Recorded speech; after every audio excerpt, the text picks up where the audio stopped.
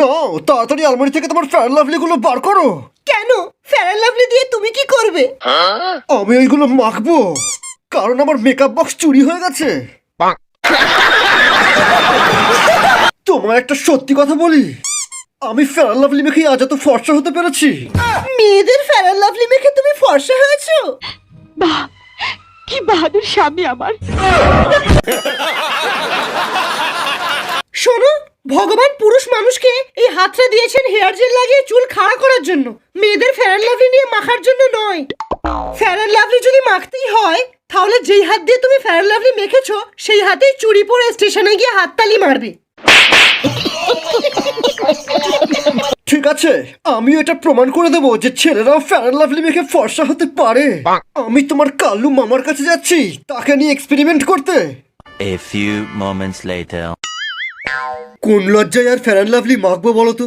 তাহলে আপনিও জেনে গেছেন যে এটা শুধু মেয়েরাই লাগায়। দাঁড়াও, তোমাকে একটা ম্যাজিক দেখাই। এই সেই বালের ফেয়ার লাভলি যেটা আমি 10 বছর ধরে মাখছি। দেখি, এ কি? এত ফেয়ার লাভলি মেখেও তুমি এখনো ফর্সা হওনি? ফর্সা তো হয়েছে, কিন্তু সেটা আমার মুখ না, অন্য কিছু।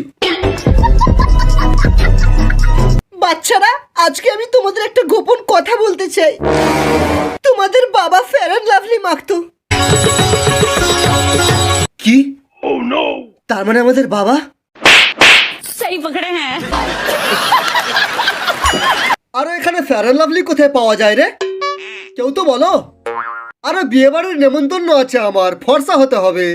ম্যাডাম ফেয়ার লাভলি আছে? হ্যাঁ আছে। বাহ, আপনি আমার অনেক বড় উপকার করলেন। একটু লাগিয়ে দিন তো, আমি ফর্সা হলে আপনাকেই বিয়ে করব। সালা কালুয়া। এলআইসি সর্বদা আপনার সাথে। তুমি তো কত ফেয়ার লাভলি লাগাও, আমাকে একটু লাগিয়ে দাও, চকচকে হয়ে যায়। হারাম জাদি। রামদেব বাবা, সারা তোর কোম্পানির পচা চবনপ্রাশ খেয়ে এসছি, এখানে মেরে তোর পেছন থেকে পতঞ্জলি ফেয়ার লাভলি বার করে দেবো। আরে বাহ, ওটাই আমি মাখবো।